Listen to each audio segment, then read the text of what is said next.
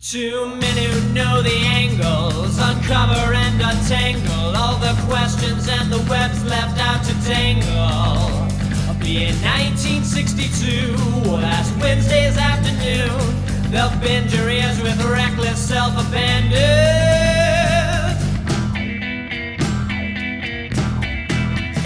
The amazing Spider-Talk, the amazing Spider-Talk. Come swing through the air, sit back and prepare for the amazing Spider-Talk.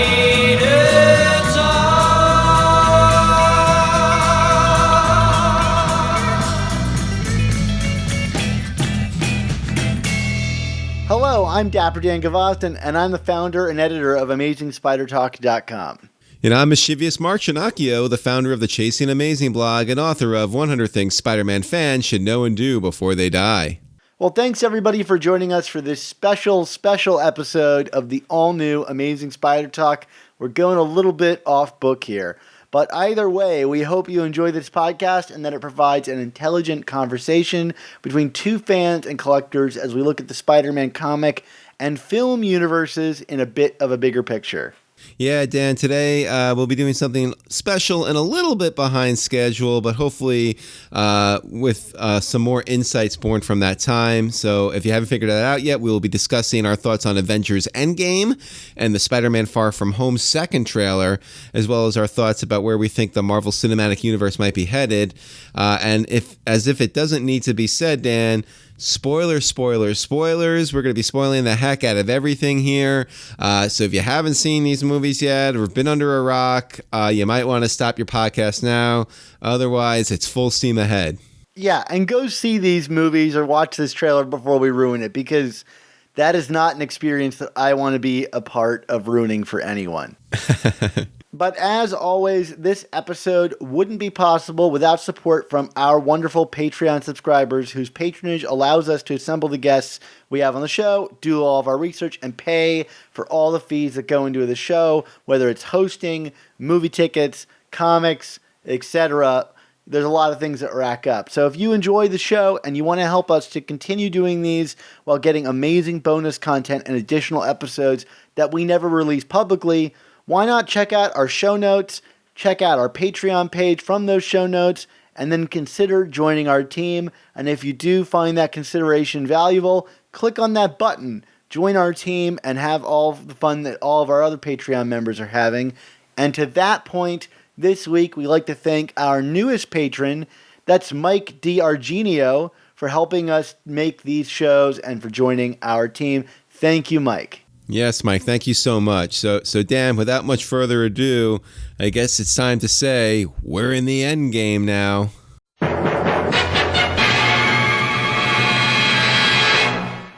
So, Mark, I got out to see this thing opening night. I just rushed out of work, went straight to the theater with a 7 o'clock showing of it, hoping that no one would ruin it while I was walking in saying, Darth Vader is Luke's father or whatever.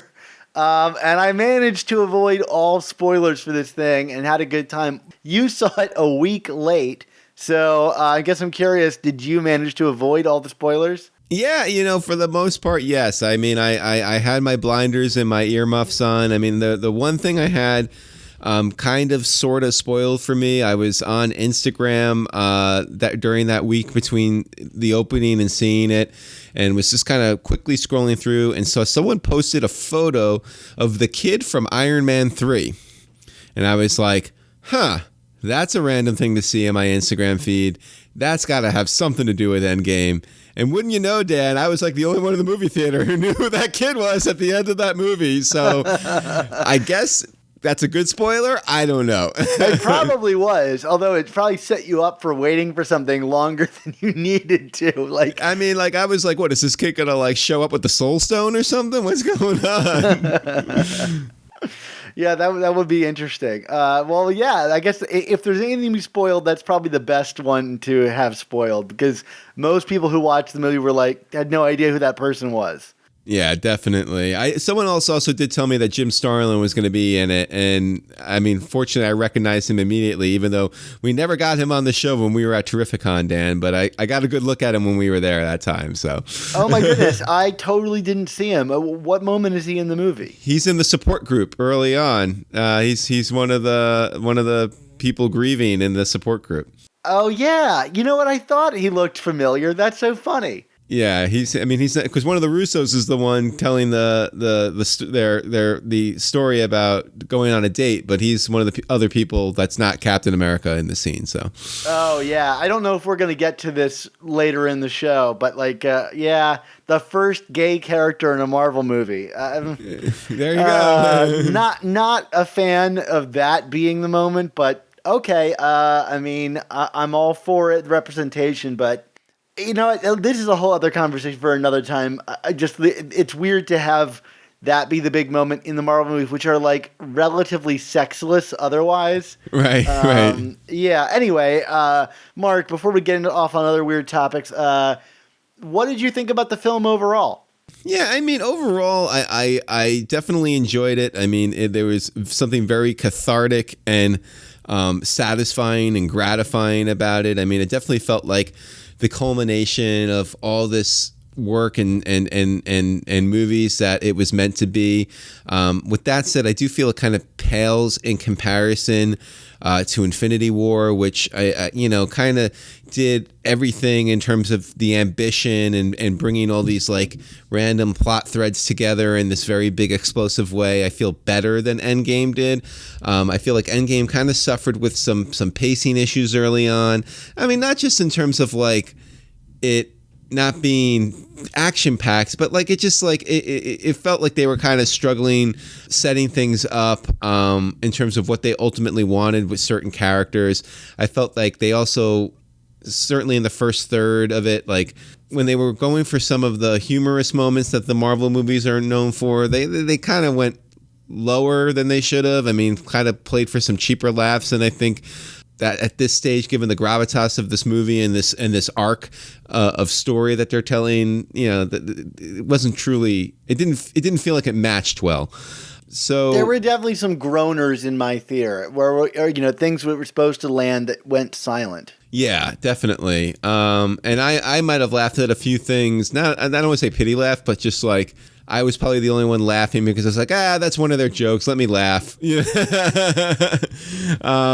But I mean, with that said, I mean, even in some of the slower moments early on, there's a lot of interesting stuff that they're trying to tell here, especially as it relates to like loss and grief and that idea of moving on. And then, of course, the payoff that we ultimately get in the last hour and a half of this movie is just so gratifying. I mean, you hear the word fan service, and sometimes it has a negative connotation. But for me, this is an instance where it's fan service in the very best way, the way it's meant to be. So that's kind of, so obviously I end up on like the very positive side for this movie, but it's not perfect. There are things that don't work, and that's okay because it ultimately is a great movie. But where are you on the fence here? I agree with most of the things you say. I did feel the pacing very deliberately in the beginning. I think some of it in a good way. Like, I think all the scenes we get to deal with grief are mostly strong. The opening scene with like Hawkeye is unforgettable, and it's sort of like Once Upon a Time in the West nod. We get some really nice moments. I loved, Ant-Man returning and, exploring his home and the wanted ads and the memorials. And it was really interesting to see, the kind of world, after the Snap stuff. And I thought the 5 years later, which we'll talk about, was really bold. Like bold in a way that the, Thanos Snap was also bold. I don't know if all of it works, but I appreciate the film for even going there because I did not imagine that that's what we were going to be getting. But yeah, I think the first half, there's a lot of convenient stuff done with characters to set the plot moving forward that I don't, just didn't work for me. And I'm not talking about the mouse, which frankly, the mouse is the hero of this film. And I all of that stuff. But you're right. There were some moments that didn't necessarily work. I felt like some character stuff that was a little shortchanged, specifically like Iron Man and Hulk related things that I didn't work. We'll talk about in greater detail. But, overall, the feeling I'm left is the same as yours, which is like really satisfied. I feel like this movie had an impossible task to achieve, which is like wrapping up and paying off the ending of Infinity War. It had to make that count while also knowing that it was going to bring people back. It had to, usher out the old Avengers whose contracts are winding up, and it had to pay off 10 years of storytelling. And I think it does most of that incredibly well. And I really appreciate it for that. And I think it couldn't be quite as shocking as Infinity War, which is like really the thrill of it, but it doesn't do like a Return of the Jedi where you're like, oh yeah, it ended the series with a little bit of a clunk. This thing to me is like, it is everything we could have dreamed that this series would end on. And I'm thankful for that at the very least. I guess, one of the big things to talk about in terms of like mechanics that they did is this whole thing of time travel. And I have a feeling Dan, you're an astute movie person. I have a feeling you have some opinions on how they utilize time travel in this movie. Well, I love how much they go to the length to really set up the rules of the time travel. And I will go to bat for Back to the Future Part 2. I think it's a really fun movie that often gets short shrift. I think the visual effects of going back to all those films is really fun. And I think here it's exceptionally fun as well. I mean, what a way to wrap up 10 years of movies and to like revisit like some of the greatest hits of the series, and maybe not the greatest hits when we're talking about Thor: The Dark World. Hey, bold choice. Yeah, bold choice. But I think in some ways the things they do with that actually end up making Thor: The Dark World like a richer movie and a more interesting movie. Like seeing more of like Freya and fleshing her out as a little bit of a character is certainly to its benefit. But I didn't love how we got there. I feel like Tony Stark inventing time travel just by like in an afternoon going like, I've never focused my attention on time travel before. Oh, I just invented time travel is kind of a like backdoor cheat to undoing a lot of what was done in Infinity War. And, ultimately we were going to get there. I just felt like maybe have them be a little cleverer about how that's arrived at. Yeah, I think that's a fair point. Although it is interesting to me that, putting aside the randomness of Tony inventing time travel, I mean, like he is the character of all the core Avengers that, with this time jump seems to be in the best place. So it just seems to make sense that he would have to be the one that would, especially the way they ultimately paid off his arc, he would be the one that would basically have to risk it all because of his need to protect and his need to save the world. Through his own kind of narcissism and his own, but it's nice narcissism when it comes from Tony Stark. It is, although ultimately, if you look at his like choices in this film, I think even in his grand sacrifice, he's still being very selfish because he's making everybody else like suffer through the 5 years or whatever, so his child can stay alive. But I get it. Yeah, it is selfless at the same time.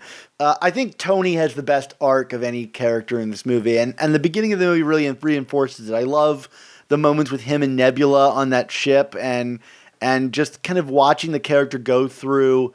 Like in many ways, it's like them redoing a lot of Tony's arc, which is like him, kind of refusing the call to action for his own selfish needs, and ultimately being put in a place where he can't help but be the good guy and put himself in danger for the world. And I liked everything about his arc. The scenes with him and his father in the past I thought were really beautifully written. Tony, fittingly, as the guy who is the heart of this Marvel Cinematic Universe from which all things spring forth, even Spider-Man's design and Uncle Ben stuff. Yeah. I felt like he was really done well in this movie. And very fitting, and Downey knocks it out of the park in terms of a performance.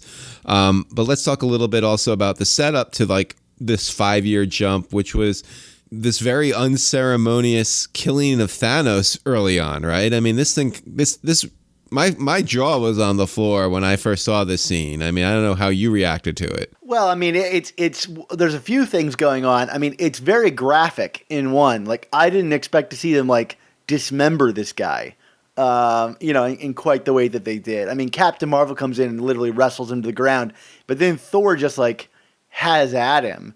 But for me, like, one of the most unsettling things that I've ever felt watching a mainstream, motion picture like this is there's an image after they kill Thanos, and Thor just kind of walks away from the camera, and he just walks out of focus. And you really, like, it's right before the time jump. It's like, well, what next? Like, that's a really powerful moment, because like, even when Thanos snapped away half the universe, you knew what next was. They have to get revenge on Thanos. But after you kill Thanos and find out there's nothing you can do, having Thor just walk away with no real goal, I thought was really powerful in its kind of how it made me feel so confused. Again, that kind of plays into, it does end up playing into this idea of, which I thought was very ballsy storytelling for a movie like this, in terms of how they address and deal with grief. I appreciated the fact that they kind of, instead of like it being, they do this time jump, and instead of it being like, well, half the universe is gone and we'll never forget, but, we've kind of forgotten. I mean, like, the world is shattered, and no one has moved on. And that's kind of like stunning to me. I mean, like, there's a baseball, they show Citi Field, home of my Mets. But like, baseball, it seems as baseball doesn't even exist anymore, because, why would there be baseball in a world where half the universe disappeared, right? Yeah, so many of those images are really striking, from the like memorials to the boats, all like just taking up more at the Statue of Liberty. Yeah. Yeah, it's just like, again, like very, very brave and daring storytelling that I was not expecting in this movie. And yet, kind of in juxtaposition to that, then you have like somehow, when we jump forward, how some of these characters themselves have kind of adapted. I guess the character I was most disappointed in terms of the evolution was Thor. Like, we've heard stories about, at this point, you've probably heard about the fat drunk Thor stuff. And it's not even that I found it offensive or anything like that. And I do appreciate that they were showing Thor, essentially he has post-traumatic stress disorder, and he's trying to, this is how he's reacting to, hey, it is kind of his fault that this all happened. I mean, he should have gone for the head, as Thanos tells him in Infinity War.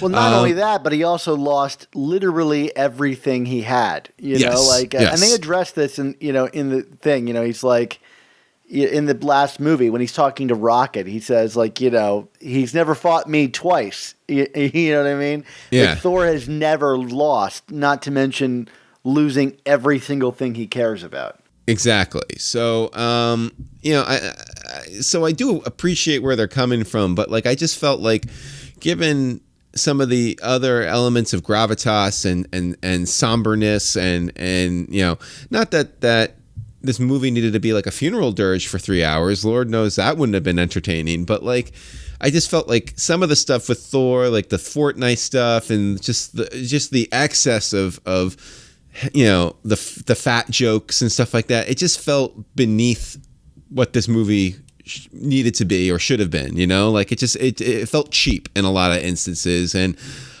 it did detract from my enjoyment of the first part of the movie, which is why I was talking about some of the pacing issues. It just felt like, as this thing is chugging along, there would be a cheap Thor joke in there. I'm like, I don't want to be hearing this right now. You know what I mean? Like, let's get to the story. I'd rather see more of the serious stuff with Cap and Widow and all that. It's funny that you say this, because when they do try to mine the Thor stuff for emotional, weight. Sorry, weight is probably not the right word to be using, but it does work. Like him getting the hammer back. And finding himself worthy is a powerful moment, especially for those who may have gone through PTSD or depression in the same way to still find out that you're worthy no matter the state that you're in is a powerful statement. And I think there was a version of this where they discover Thor, and I think the film had the right idea. You need a visual signifier for how depressed Thor is, but instead of making fun of that, I feel like, you could have used it as a powerful moment. Like, gosh, even Thor kind of has like let himself go in a way. Like, this is like what happened. He's so lost, to himself. Because there are people that I've seen online that have found value in seeing an overweight Thor and a depressed Thor, in that how he still finds value in himself, even in that way. And like when he, does become worthy again at the end, he's not like suddenly thin, he just has his hair done up. I think there's value to that, but it almost undercuts itself by making those jokes. And the same was true with like the Fortnite stuff, because, as a gamer, I don't specifically play Fortnite, but as a gamer, it was weird to see the gaming thing kind of being made fun of, as if gaming is something that's linked to letting yourself go. Right. Which is weird because the Avengers movies have had crossovers, specifically Avengers movies with Fortnite, that have been very popular. So it's like an ad for Fortnite, but it also seems to be like knocking Fortnite. The culture of it. Yeah. Which is a weird thing because I feel like they also did this in Captain Marvel, which is like very like pro-military, but it also is kind of like fighting against the groupthink of militarism. Right. So they kind of seem to be like happy to advertise for other people, but also be like quick to knock them down a peg or two. Yeah, it's very interesting what they're setting up. You mentioned Captain Marvel here. I mean, that's like, I guess, another issue I had with this movie. I mean, I think I enjoy the Captain Marvel solo movie more than you did, and liked what they did with her character there. But like here in Endgame, at least, she felt very added on. Didn't add much to the story. I mean, she's kind of out of it for most of the movie anyway. And I found like the reasoning, how they wrote her out, was kind of lame. I mean, and then when she does come in, she seems super high powered, more so than all of the others. And yet like can't just like end the movie in a snap, no pun intended, the way you would think she would based on her power set. So it just kind of felt very dissident and at odds with, and I'm just curious, what their ultimate end game is. Again, no pun intended, with Captain Marvel in this universe going forward. Yeah, and Feige has said that he is going to introduce some weaknesses for the character, but that it seems clear to me that this is the version of the character, and they shot this before they shot Captain Marvel, so it's kind of like almost pre-alpha. Like this is like Captain Marvel beta, like they just didn't have the character quite figured out yet. I found her in this movie to be like joyless in a way that I didn't find her in her own movie. I mean, I think, I'll be frank, I think the Captain Marvel movie is one of the weaker Marvel films, and not because she's a woman. And I know that that's rich coming from a podcast like ours that has had very few women guests. Right. It's something I would like to change about the show, but I just thought it was missing a first act. That's kind of my big problem with that movie. But like, to compound it here, I just felt like she didn't really have any kind of like fun moments. She's just kind of this overpowered force that is like, I found the excuse for her not to be in the movie at first like a good excuse. Like there are other planets that don't have Avengers. Great excuse. But then what is her reason for not being a part of the time heist? First of all, it literally is losing no time in her day. She'd become right back the minute after she left. And is there something more important going on than saving half the universe? I just felt like they just conveniently wrote her away in a way that I didn't buy. Yeah. Not to mention that she gets slapped by Thanos in the end and gets like sidelined, like you referred to.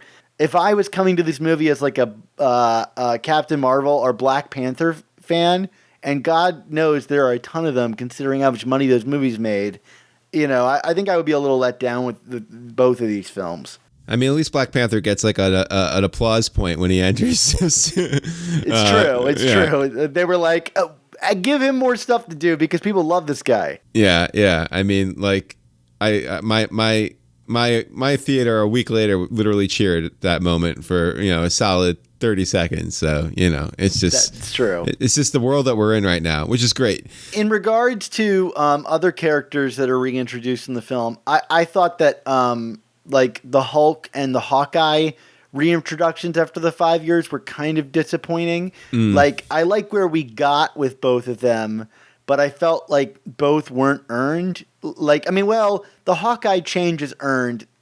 The Hulk one, I'm like, I wish we had seen his journey to become Professor Hulk. I feel like the Hulk of all the characters has the most going on off screen between movies. Yeah. Like, it just feels like they decided we're not ever making Hulk movies, so let's pretend there were Hulk movies that we never got to see. Right. I like Professor Hulk, yeah. Well, it's especially odd because, I mean, when we're last left with Bruce Banner, he can't change into the Hulk. So not only was there, I mean, so much happening off screen, but like, I mean, he figured it out and then completely changed the character itself. It's just very odd, and the Hawkeye stuff didn't bother me. What didn't sit right with you in terms of Hawkeye's reintroduction as I guess as Ronin, right? I mean, do they ever refer to him as that in this movie?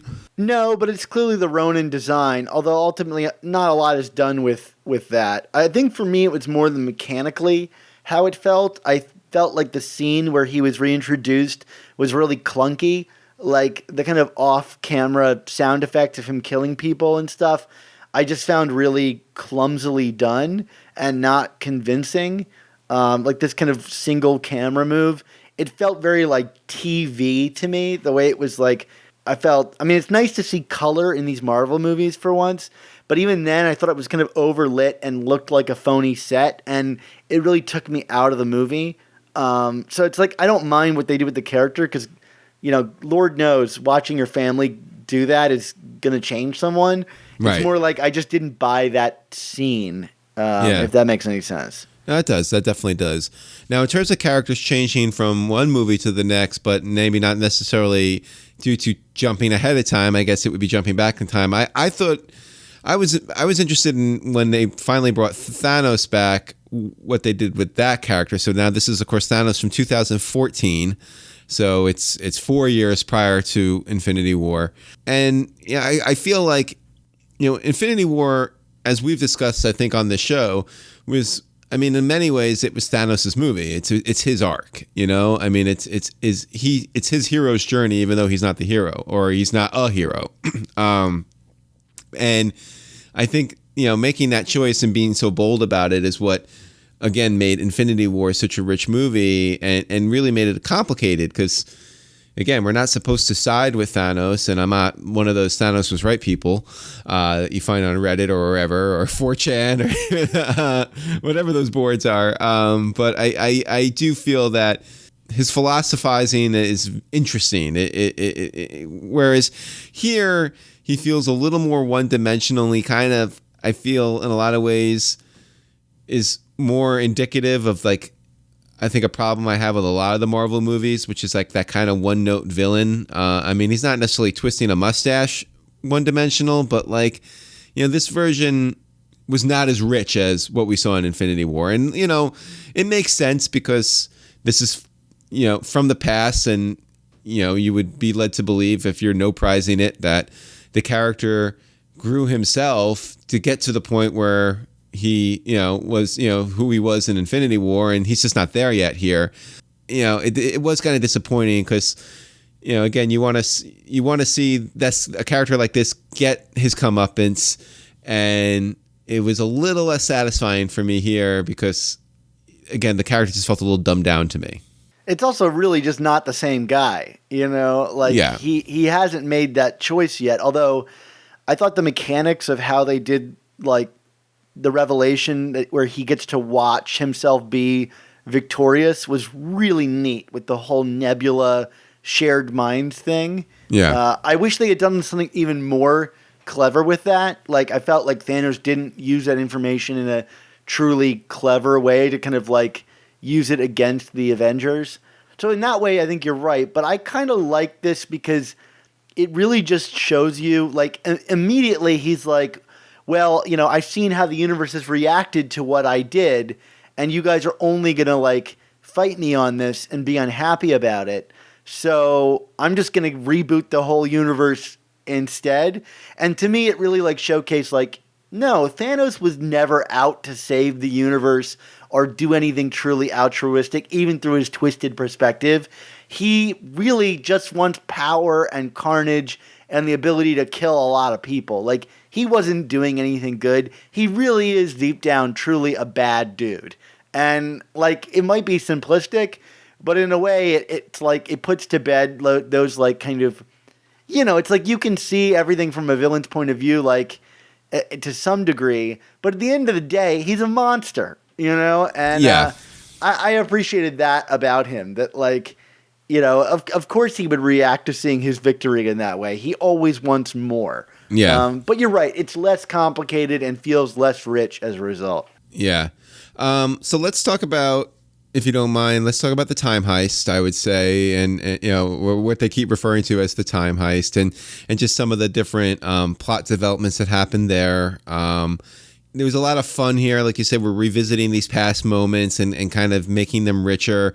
I mean, the stuff in New York City 2012, I thought was, that to me, those were jokes that landed.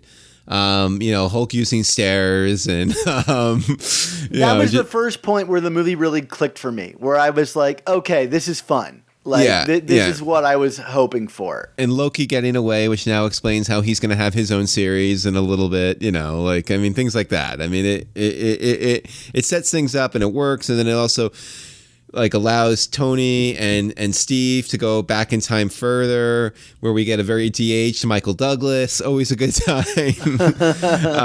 But also, like you said, that great moment between Tony Stark and Howard Stark, and it just and just so much. There was just so many great moments kind of in that, and then we do go to, and I always forget the name of the planet, but with the Soul Vormir? Stone. Thank you.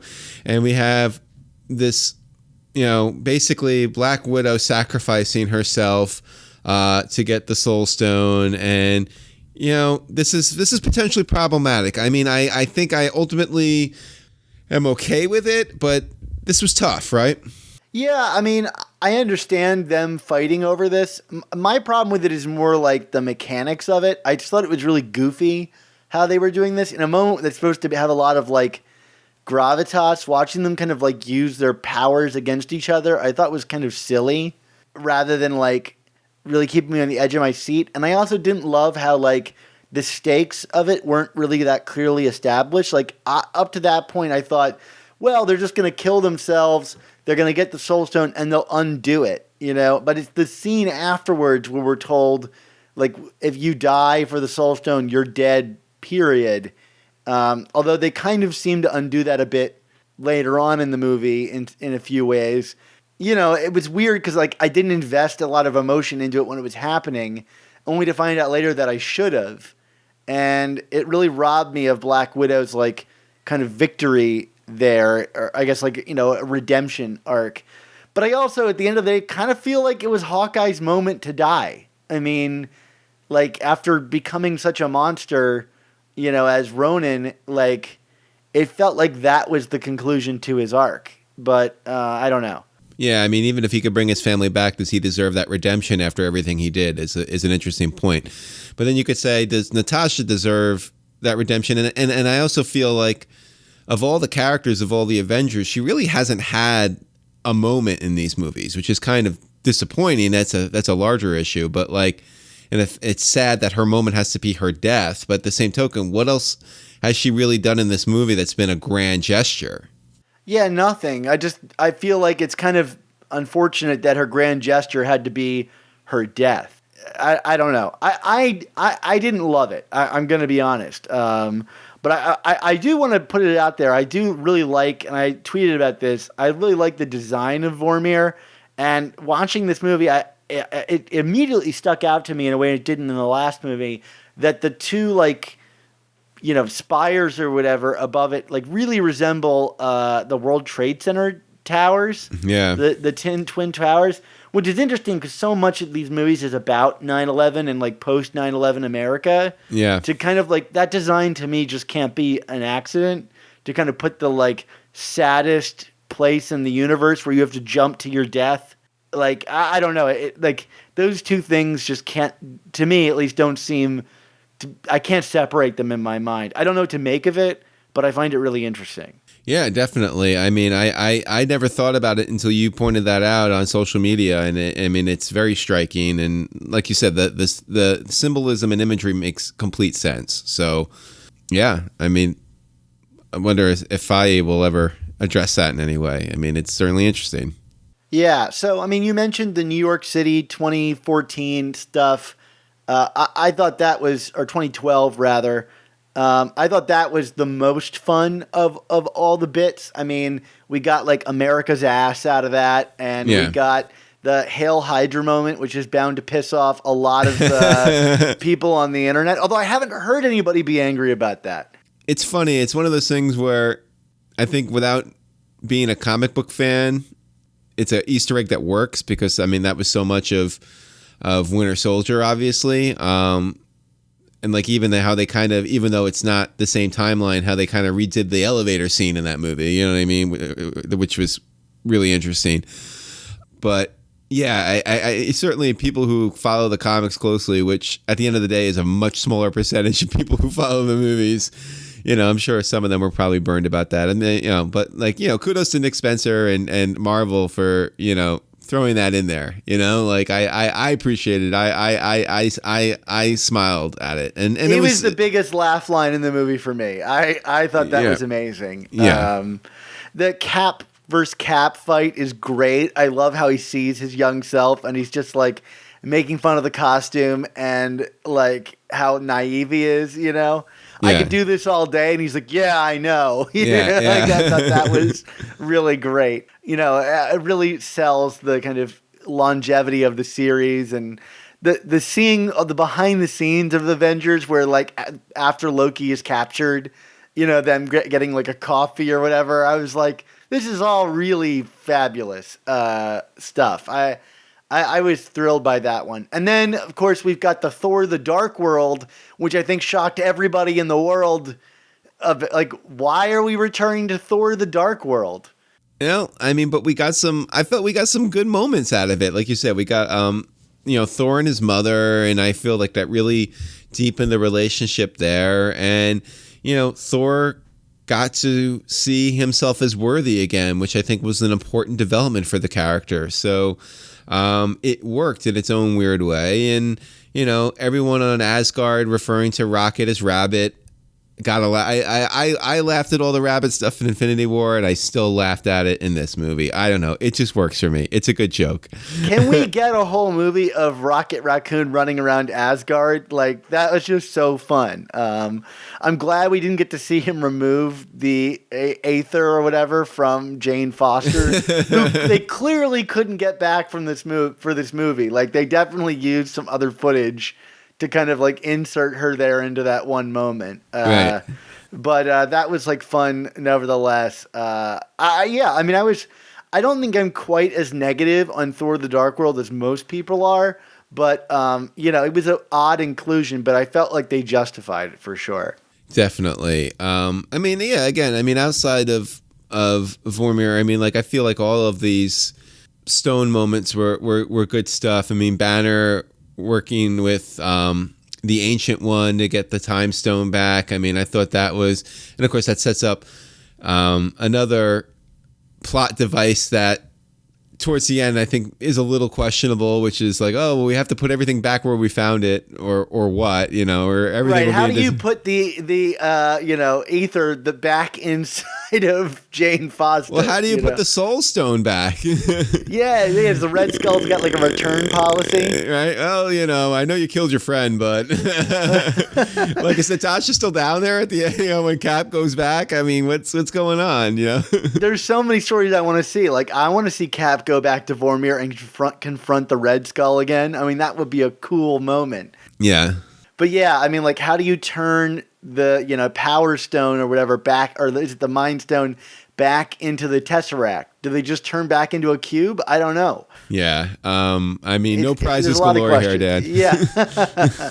With all that aside, I mean, do we want to talk about obviously the climax of this movie and just some of the moments that came out of that? I mean, because I mean, again, this is what it's all about. We all kind of knew what this was all about. We knew the second the snap, or I figured the second the snap happened in Infinity War, we would all be building to this moment of everyone together in one big orgasmic fight scene, and that's what we got in spades here, right?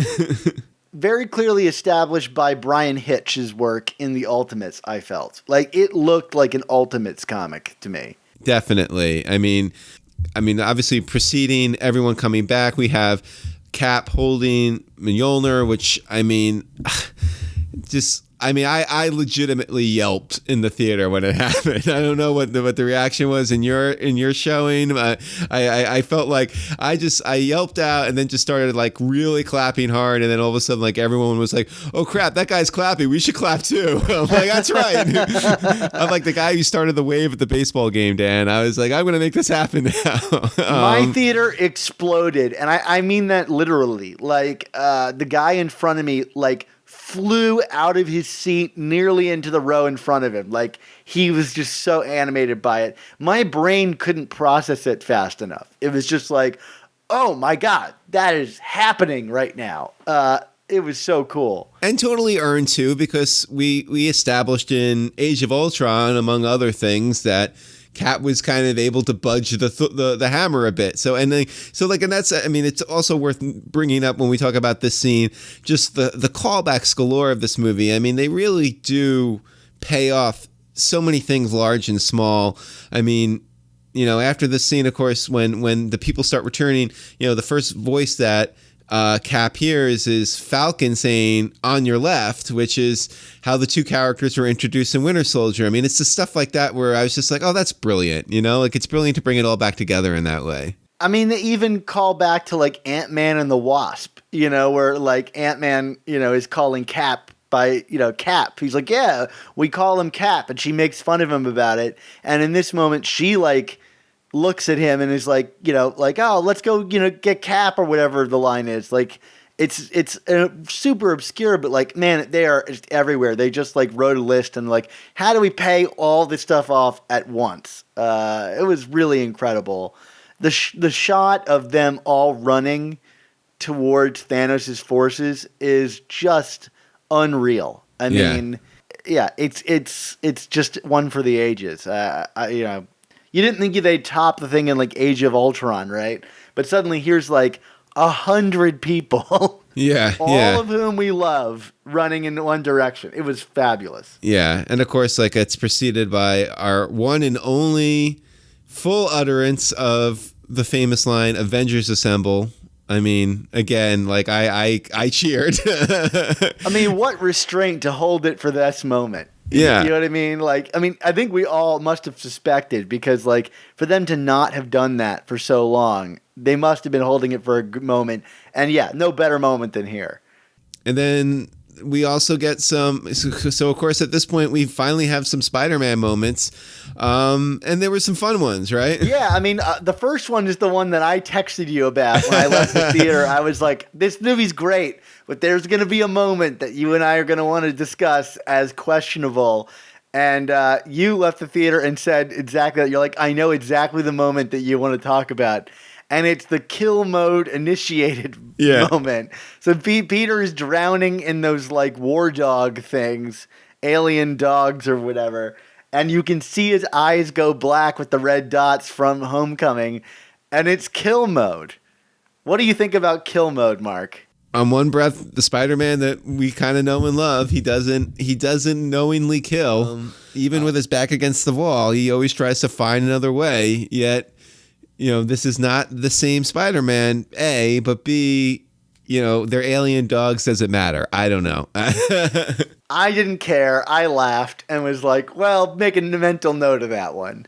Exactly. But, you know, he also got to swing around with the gauntlet for a bit, and he had some really great Tony moments, which, of course, are going to be setting up in Far From Home, which we'll talk about in a little bit. But, again, for considering how little FaceTime he actually gets in this movie, like his presence is kind of, I mean, it's felt in this big climax scene, but also like, Tony says early on he lost the kid. I mean, like it's a driver. I think Spider-Man's presence is felt in this movie, in its own unique way. Yeah, and him telling Tony that he did a good job, like the reverse scene of Peter dying on like Tony dying, I thought was really powerful. As set up also by like Tony looking at Peter's picture in the first act, where it's like, yeah, he has a kid, but he also lost like another like surrogate son character. I thought like everything they did with Peter, I totally bought 100%. And for me, all the people that really like moan about like Uncle Ben not existing and Tony being the new Uncle Ben, for me, this movie did a lot to quiet all of my feelings about that. It's like, if they're gonna do the Uncle Ben thing with Tony, like I after this movie, I'll buy it. You know what I mean? Like they did a lot of work to make those characters' relationships really powerful. Yeah, definitely. So, as we alluded to early on, of course, Tony Stark gets the ultimate hero moment of this movie, saves the universe, and revisits his "I am Iron Man" line, which was great. Although I gotta say, probably did not get cheers because we all saw what was coming next, and I think everyone knew that once he snapped those fingers, that Tony Stark was not surviving that snap, right?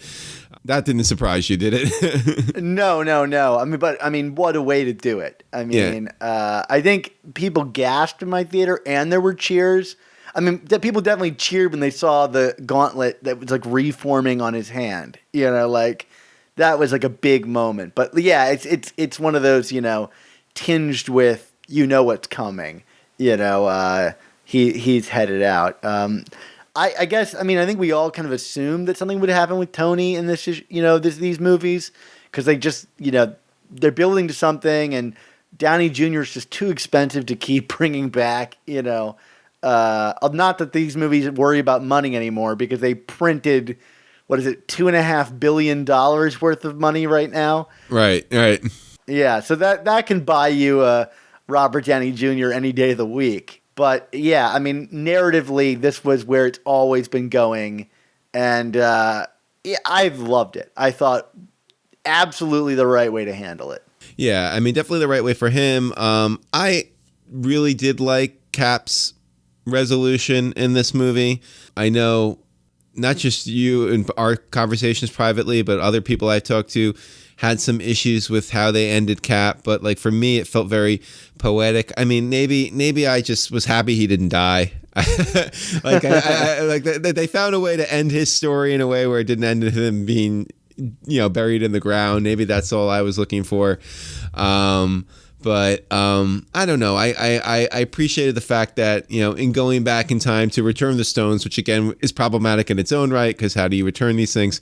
That he, basically chose to finally live the life that he never got to live. And it felt very sentimental in a way that these movies really haven't been, and kind of added to the gratification that I got out of this movie. But I know you have, at least with the mechanics of it, some issues, right? Yeah, I'll say, like, in the theater, it moved me to tears, and I thought it was 100% emotionally the right decision.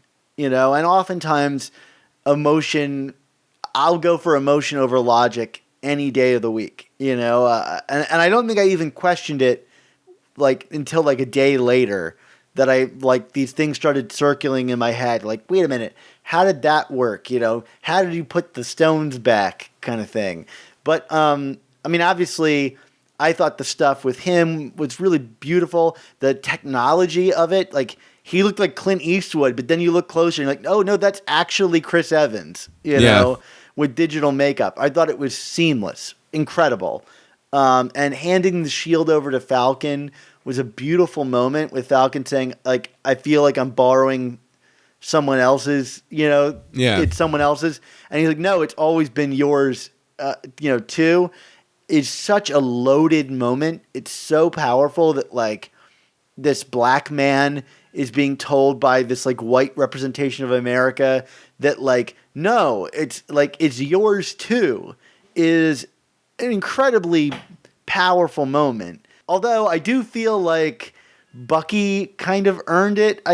Like Bucky really got shortchanged in this movie. Yeah, yeah. Like he gets no goodbye moments with like Cap, like at all, for being a guy that like so many of the riffs of the Avengers were built on the back of, like Cap's allegiance to him. But anyway, my bigger problem is more like that they spend so much time in this movie setting up that like if you go into the past, you can't affect the future. Like it just creates divergent timelines. So sending Cap back to those other timelines to put the stones back, before they were stolen, or like right after they were stolen, that makes sense. But then Cap shouldn't be able to arrive in our current future if that was, or present if that was the rule. Like it just breaks all of their rules. And there's an easy solution, which is just to have either like Cap's like, hey, I stole some extra Pym particles and devise my own time travel device or something, or he even just comes back in the teleport pod as an old man. You still get the visual shock of that. I guess it's less poetic than him sitting on the bench. Right, but right. like you don't have that question. And it's funny because they have had these interviews with the writers and Kevin Feige, who both disagree on the ending of this movie and how it works. So it seems pretty clear to me that like they both had a misunderstanding and no one really bothered to address it. I don't know. It's a weird thing to like to feel so satisfied in the moment to have this thing lingering, which is what you don't want to have happen. You know what I mean? Yeah. And then I guess, my kind of like after the fact big problem with just some certain things with this movie, not necessarily, I mean, related to this Cap moment, but kind of other offshoots of it, is again going back to that 5-year jump. Like I understood why they did it, and we talked earlier about why it worked, but like there was a part of me until literally the very, very end of that movie that figured that the way this would all get resolved would be, to somehow kind of reverse the snap, so that it just didn't happen in a way that obliterated half the world. And instead what we did is we moved ahead 5 years, and now we're bringing everybody back. So it's clear. It seems to me, first of all, that everyone who got snapped out knows they died, right? Like it's not like, yeah. So that's, I mean, like, I'm sure we're going to deal with it to a degree in these movies. But I mean, that's going to color all the movies with Black Panther and Spider-Man and everyone else going forward.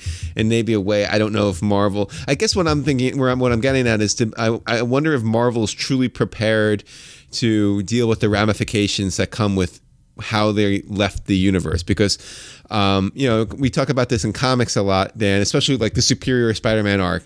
How like we never truly got like Peter coming to terms with what happened when Otto was in his body, and I'm wondering, are they going to do that? Are they going to come to terms with everything that they did 5 years later? Because first of all, the infrastructure of planet Earth is going to be screwed now because like we were a planet that was, how many billion people less now, and now there's just a surge of people coming back into the world. Like, how is that going to happen? How is that going to work? That just it's going to be chaos, right? I mean, like it's like, and I don't think it's going to. And then looking at Far From Home, it's clear that they're setting this up that not only was Peter snapped out, but like it looks like Aunt May was snapped out. All of his classmates were snapped out, and that's how we're going to tell the story. It's like, I mean, like it just seems a little too convenient. And it probably is very convenient. Yes. Yeah. And it's just like, to me, like, like this whole mechanism was put into effect to make Tony's sacrifice mean more because he was leaving his daughter behind. But like, I feel like you still could have gotten that result if they had done something where, I don't know, like they had to basically go back to the original point of the snap and undo it, and Tony's sacrifice would have been that his daughter never came into existence. You know what I mean? Like that to me would have been equally kind of momentous. But alas, that's not what they did. And I'm not trying to tell them to rewrite it, but I just feel like doing it this way and jumping ahead and creating these loopholes, like I said, like Cap and his story, Tony and his story, Peter Parker and his story, T'Challa, everything. It's really gonna create a lot of problems that they're gonna have to either explain away or they're just gonna ignore it, and we're gonna just have to be okay with that. And I don't know how I feel about that. Yeah, it's funny you mention all that. I've been thinking about it a lot too, and I think a lot of it really depends on how they handle it moving forward. And before we got the second Far From Home trailer, I was very concerned because they were selling it as like a lighthearted romp with Spider-Man, and it's like I don't really know that this character could like experience something like that. Right. You know, like I don't know if Aunt May would even let him go on vacation after this. Like I would never let that child out of my sight ever again. But I guess if she was snapped away too, they didn't really lose time together. Yeah, I was concerned about it. It's funny. My former podcasting co-host, Brian Rowan, he, and I did a lot of movie podcasts together, and he really hated this movie and went on another podcast that I was on called the Slash Filmcast to talk about why he hated it. And he specifically had trouble with the movie's impression of grief, and how it's handled in the idea that, people, in the real world, when something sad or death happens to you, you have to find a way to move on. But in this world, the heroes are rewarded for the virtue of not ever moving on. And I understand that kind of moral complications, although in this universe, there's a device that literally allows you to not move on, that there is still hope after people die. But we're suddenly in a world that's full of like all kinds of really dark material, like if your wife was snapped away and you moved on in those 5 years and she suddenly reappears, right? Like where are you left? And I think it depends on how these movies really follow it up. And I think it's a tough place to be because, the joy of comics is that they ask you to take them both seriously and take them as ridiculous. And I think it's really what makes the medium tough for a lot of people to really get into. You're kind of asked to do both things, like accept the insanity of it, but also take it somewhat seriously. And I feel like the Marvel Cinematic movies have asked us to take it more seriously than a lot of the comics ever have. Like, the world is inherently more grounded. All the designs are based off of Captain America and Iron Man's more grounded approach. Even Spider-Man is a more grounded, street-level hero in some ways. And the stakes of the 5 years are meant for us to go like, oh, we really want you to experience grief. And if they just brush all that away, it's going to feel extra painful and really undermine the series in a big way. So I was thrilled to see the Far From Home second trailer, which seems to be very much handling this, and we'll see when the movie ultimately comes out. But what I've seen so far has me a little more optimistic than I originally was. Yeah, why don't we just jump right to it in terms of the trailer? This new trailer that came out, actually it was a few days after I got to see Endgame, so thank goodness I saw it, right? Because, spoilers galore. But yeah, we're dealing in a world where these characters are dealing with the ramifications of what happened. It looks like, obviously Peter is mourning Tony, and they're kind of like setting Peter up as is he, I don't want to say Iron Man Jr., but is he going to carry on the legacy of Tony, or I'm going to presume, or is he going to make his own legacy, right? I think that's probably going to be the upshot of this movie. I hope. That would be nice. It seems to be the theme of every Spider-Man movie now, which is like, you don't need to be someone else. You can be you. Like, we got that in Homecoming. We got that in Spider-Verse. And It seems like we'll probably get that here, too. Right. Everyone can be Spider-Man, but only you can be you. I think that's what we're getting here. I'm curious because we've seen the tease about Uncle Ben, being mentioned in this movie in the first trailer with his, initials on the suitcase. Right. I feel like they might see it as an opportunity to dive back into that story. And, in the loss of Tony, the loss of his uncle, and the appearance of this Mysterio character, which seems like they're setting him up to be like another sort of like father figure or like, person to look up to for Spider-Man, that like the idea that like these figures can lie to you or be deceiving or not be what they appear to be, and it's best to form your own identity instead of trusting in others. I don't think there's a way that Spider-Man leaves Far From Home being like, I signed up for S.H.I.E.L.D. and everything is going to go just fine. Like, I don't think that's ultimately where we're going to end up. No, probably not. And I'm fine with that because that also feels appropriate for Spider-Man. I mean, he is ultimately the loner and the outcast, so, let's not make him be so ingratiating to these elder figures that maybe don't warrant the trust. Obviously, the other big thing to come out of this trailer is when Mysterio appears, he's promoted as being from another timeline, correct, or dimension, or what's the verbiage here? They say the multiverse explicitly. They say the multiverse, and now, of course, and that the snap from Thanos ripped a hole in the multiverse that brought Mysterio here. Now, of course, we're dealing with Mysterio, who people familiar with the comics will know is as a character known for his deception. So, like, we're seeing all this, and it's like, is Mysterio on the level here? Is this really all true? With that said, creating a multiverse opens up a ton of really interesting narrative choices for Marvel here, right? Absolutely. I think we can.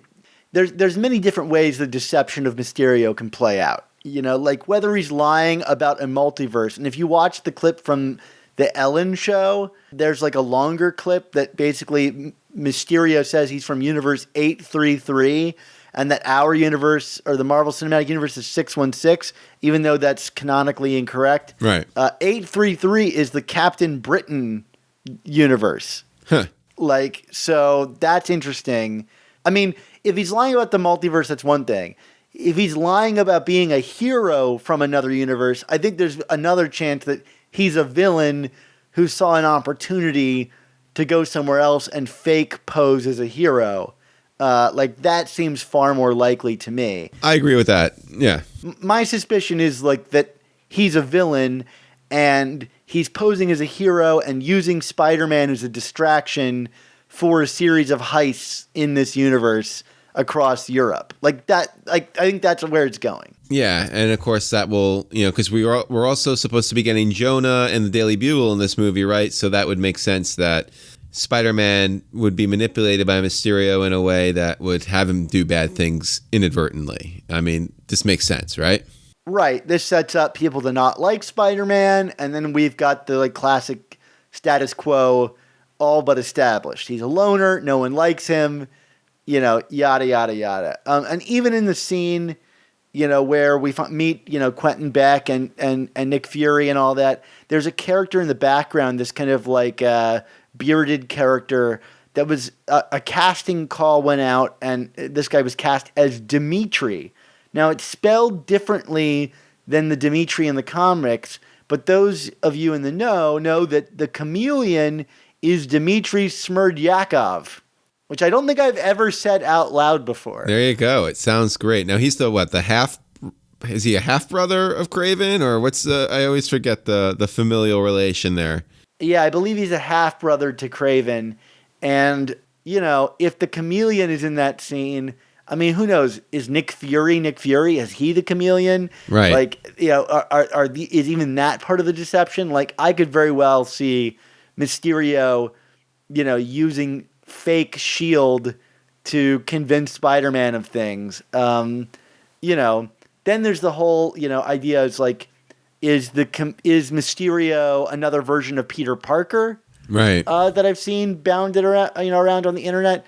I thought that the Jake Gyllenhaal announcement that he was playing Mysterio was really interesting. On his Instagram, he captioned it, "Wait, I'm not playing Peter Parker," and he's holding up the comic. I think it's issue 313, where it's Right. Mysterio with the bowl bowl. with Spider-Man's image in it. Yes. Yeah, the McFarlane cover, right? Right, and Jake Gyllenhaal famously was cast as Spider-Man for Spider-Man 2 when Toby was threatening not to come back. Well, he was also injured too. Wasn't that part of it too? That they thought that he might have been too injured. Well, I know. Yeah. Yeah, his agents were milking that to try to get more money for him to be in the movie. It's a whole complicated thing for another day. I could see them having fun with like him being Peter Parker in some way, like a dark reflection of him, or who knows. But I don't think anybody should trust Mysterio for a second. Well, going on the assumption that we do have a multiverse now, lots like I said earlier, lots of really cool directions they can go. I mean, let's talk about a couple that we know from the comics. I mean, the first, of course, I felt like we already got a lot of homage paid to Jonathan Hickman's Avengers run with like Thanos and the Black Order and all that in these movies. Now, of course, the other part of that run with Hickman were, and that also brought in the Fantastic Four, were the incursions, the universes colliding essentially, and they seem to be setting things up where those stories could be told in this universe, right? I mean, they did tease Namor in this movie. They talk about like the underwater earthquakes that have been going on around the globe. Yep. And like that was not a mistake to add that line. Like it's clearly they're setting up Namor. And anybody who's read that Avengers run, knows that like Black Panther and Namor are like at the heart of that story. Like both are asked to do compromising things to like save their universe and their kingdoms, and both Atlantis and I believe Wakanda get destroyed in the process. And both characters get very much like corrupted as part of like the Illuminati and all of that stuff. Right. I mean, definitely deep, heavy stuff that we haven't totally gotten in the Marvel Cinematic Universe yet, but potential is there. Of course, the other thing that is in the background of all this is Disney had recently purchased 20th Century Fox, which owns the X-Men and the Fantastic Four. Now, the X-Men, whether you like those movies or not, have kind of had their own successful franchise, going on for decades now. Whereas the Fantastic Four, they just haven't gotten right yet. But there's been a lot of speculation with that acquisition. How would those characters be brought into the Marvel Cinematic Universe? I mean, what would they do? Certainly having a multiverse where, maybe these characters are off doing their own thing on their own timelines and then, get brought in somehow would be an easier way to transition them in without having this need to kind of reintroduce everybody again, right? Or at least to kind of like verify that like those stories happened somewhere else. And, they're not forgotten, like Wolverine still died and went through that whole journey, but before Marvel does their own take on them. I mean, Kevin Feige has said that the X-Men are a long ways off in the Marvel Cinematic Universe. I think they probably just want to let people have a bit of a break from that before they reboot the whole thing. Like, which was what I suspect. I don't think they're bringing over like Sophie Turner or any. I mean, the only one that I could see them doing is maybe Deadpool, because that character is such a phenomenon on its own and would work kind of being knowingly self-aware about, all the universes and stuff like that. I mean, mostly I just see it as a way for them to go like, we know there are fans of this and we acknowledge your stories. You know what I mean? Yeah. But with the Fantastic Four, I think maybe the opposite. Like the X-Men could have been operating in secret as they're supposed to be doing, for years in the Marvel Universe. Whereas Fantastic Four, like, I feel like they're going to bring them in, probably established in some way. Like they've been just in another universe this whole time, stuck in another universe. And this could be a way to bring them back. I mean, if they're going to do the incursions, I could very well see them doing some of Hickman's Fantastic Four run with the like Council of Reeds and all of that stuff. That would be really neat to see on screen. Absolutely. And of course, the other alternative universe character that we have not mentioned yet, that we have not seen, at least in live action, would be Miles Morales. And the same can be said. I mean, we had a Venom movie, which, for better or worse, was successful. That was made by Sony. That did not include Spider-Man. And, if we have a multiverse, maybe that is a way to bring those universes together cinematically. God help us.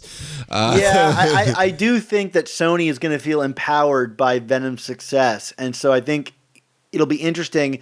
Amy Pascal is leaving Sony to go to Universal, I believe, but she's still remaining attached to the Spider-Man franchise at Sony, which to me is good news for anyone who wants the MCU Spider-Man deal to continue, because she was the architect behind that. Right. So, I think, Spider-Man will continue to be an MCU character, but I could very much see them going, well, he's a dimension-hopping guy, so now we'll get Spider-Man to show up in Venom 3, and he can be a part of our villains universe and the Marvel Cinematic Universe through some twisted ways. And, maybe we'll just find a way to ignore what Sony is doing. Right. Although Spider-Verse is good enough.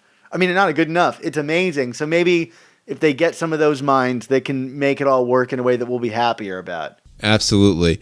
Now, the other end of this, if we're not going to go total multiverse with it, but could be a future direction for Phase 4 or Phase 1 Part 2, or however we're going to call it, of the MCU. Of course, is the big secret invasion. We already have the Skrulls from Captain Marvel, and we're dealing with. I know you were mentioning Chameleon, but there's definitely this element now with are these characters who they say they are in this universe, which would play up Secret Invasion. Of course, I almost feel like it's too obvious, but maybe it's too obvious because I'm a big comic fan, and I just know that everyone who associates with Marvel just loves Secret Invasion. I'm actually this way with it as a story. I don't love it the way some do, but it just seems like it's the obvious, if we're going to do a big event that's not Infinity Gauntlet, we got to do Secret Invasion next, right? I mean, it just seems like that's the one that everyone always kind of goes back to. Well, I thought that Captain Marvel would have done more to set up. I had this whole theory about General Ross and stuff that seems very much now like a pipe dream, but I thought they would have done more in Captain Marvel to set up that the Skrulls are staying on Earth and seed that thing in the 90s, but they did not at all. In fact, they subverted the Skrulls, which I thought was really one of the coolest parts about that movie, making the Skrulls good guys. Right. Was really interesting. But there have been some rumors floating around about Dark Avengers out there, and so if you're going to do something new with Norman Osborn, which Feige has said he has plans for Norman Osborn, to me that would be the direction to go, to do the Dark Avengers movie and do the setup for Secret Invasion and Norman Osborn, and we've even got Thor, who needs to establish a new Asgard, which could play into Siege and those storylines from the past. I mean, there's no way they're not going to try to do the Broxton story with Thor, right? I mean, that seems like an obvious place to take that character. And I believe Chris Hemsworth just signed on for 4 more movies with Marvel. So, I mean, are we going to get the Sentry tearing Thor in half now? I don't know. As the end of his story. I think both could be true. I mean, I think you could very well do a Secret Invasion as the Age of Ultron to then the next capper, the Incursion storylines, and ending in Secret Wars, which then ultimately would bring Miles into the universe and use him to replace Peter. I mean, I think there's many ways you could go, and they've certainly set up a lot for them to move with. There's a lot of chess pieces still floating out there. Definitely. Well, Dan, we've talked a long time on this, and that's not me trying to rush us off, but I mean, there's a lot of directions to go here, and I don't know. Do you have anything else? Any other final thoughts that you want to say about Endgame or the future of Marvel? I mean, This is a lot to process, right? I mean, which is what you would expect after a 3-hour movie and then a trailer that kind of turns everything on its ear. I mean, I think it's crazy that 2 weeks after this Endgame movie, we're already moving on to the next thing. Like, these things are on fast forward in a way that I find exciting and also kind of like disquieting. Like, I don't, like, it almost is like treating Endgame like the latest episode of a TV show. Right. And, like, it's weird for the culture to kind of just move on that quickly. Like, even in our conversation, we've moved on to speculating for the next thing. And I'm really keen on revisiting Endgame again because I think it's really a special movie for all of its, faults as well. Like, it's amazing to me that, like, this thing exists. We got 22 movies. Not all of them I love, but, like, they're all of a consistent quality. It still is astonishing, even 22 movies in, that this exists and continues. And if Endgame was the final movie, I think I would be thrilled by it. But God, I mean, like, this train seems like it's never going to stop. Yeah, I mean, that's just it. I agree with you in that, like, if this was it, I think it's a good place to end. But I also feel like, how could this possibly be it? Like, like you said, I mean, not only are they successful, but, I mean, that's the nature of comics. It's going forever.